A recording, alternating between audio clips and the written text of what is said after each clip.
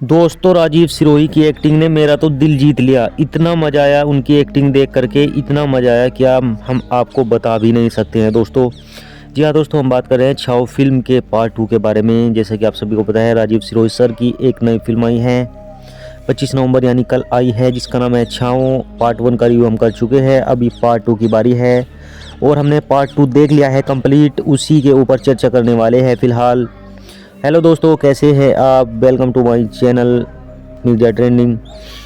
दोस्तों, छाओ फिल्म का जो पार्ट 2 है उसमें इतना मज़ा आया है कि स्टोरी इतनी गजब है, और जो राजीव सिरोही सर की एक्टिंग है ना, मतलब पेट दू क्या, मतलब दिमागी स्टोरी भी है। और जो उनकी एक्टिंग है ना, थोड़ी मजाकिया टाइप, बहुत अच्छी एक्टिंग है और उसी के बारे में चर्चा करने वाले हैं दोस्तों। स्टोरी की शुरुआत होती है जैसे कि पार्ट 1 में राजीव सिरोही जी जेल चले जाते हैं, उनको फंसा के जेल भेज दिया जाता है। जब वहाँ से वह आते हैं तो वह डायरेक्ट उसी विलन के घर पे जाते हैं जिसकी वजह से वह जेल गए थे, क्योंकि वह बहुत ज़्यादा गुस्सा होते हैं। और वहाँ पर घर पे जाके उसके बेड पे जैसे रात को पहुँचते हैं घर पे, उसके कंबल उठाते हैं, तो जो वहाँ पे उनको देखने को मिलता है, उसको शो देखकर वह शौक हो जाते हैं, क्योंकि वहाँ पे उसकी बहन मिलती है, जो राजीव सिरोही जी की बहन होती थी मीनू, वहाँ पे वह मिलती है उनको।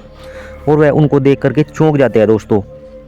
और वह उनसे पूछते हैं कि तू यहाँ कैसे है। वह उनको सब कुछ बता देती है कि मैं आपको सारी डिटेल में बात बताऊंगी। लेकिन राजीव सिरोही को बहुत गलत लगता है कि जिस इंसान की वजह से वह जेल गए हैं और जिन दोनों के बीच में दुश्मनी है, उसी के बेटे की बहू तू कैसे बन के आई है। लेकिन दोस्तों, उनकी बहन की भी इसमें कोई गलती नहीं होती है, वक्त और हालात उसको ऐसा करने पर मजबूर कर देते हैं।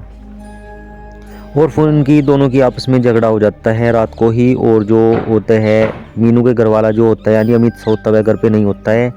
और जो उसके सास ससुर होते हैं वह उनको देखते हैं और सोचते हैं कि यह इसका कोई बॉयफ्रेंड वगैरह है और इसका कोई चक्कर है।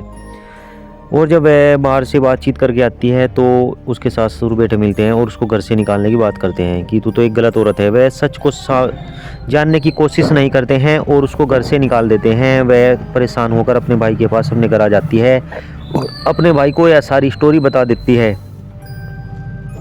यह सुनकर उसका भाई बहुत परेशान होता है और फिर उनको पता लगता है कि यह सब हो सकता है दूसरी लड़की की वजह से हुआ है, क्योंकि वह अमित सोहता से शादी करना चाहती थी। यह सुनकर उसके मन में आइडिया आता है, यानी राजीव सिरोही के दिमाग में एक विचार पनपता है कि उसको भी शादी करनी है, और जब तक उस लड़की की शादी नहीं होगी तो वह मेरी बहन का घर बर्बाद करती रहेगी। तो वह उससे शादी करने की प्लानिंग करते हैं और वह फिर उसके घर पे यानी जो उसका घर वगैरह होता है वहाँ पे जाते हैं और उसके साथ में एक मजाकिया एक्टिंग करते हैं कि मेरा किसी ने दिल तोड़ा है और किसी ने मेरा दिल दुखाया है, क्योंकि वह लड़की वकील होती है और उसको बोलते हैं कि उनको उसके लिए केस लड़ना है और उसकी मदद करे।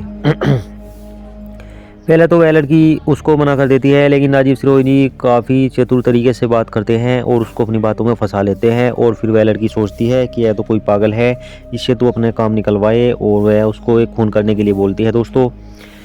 लेकिन दोस्तों, पहले तो राजीव सिरोही जी ना कर देते हैं और बाद में तैयार हो जाते हैं, क्योंकि लड़की को नहीं पता होता है कि असली मास्टरमाइंड तो राजीव सिरोही है। वह उसको अपने जाल में फंसाने के लिए यहाँ पे आया है और लड़की सोचती है कि तू इसको अपने जाल में फंसा के इसका मिसयूज करे।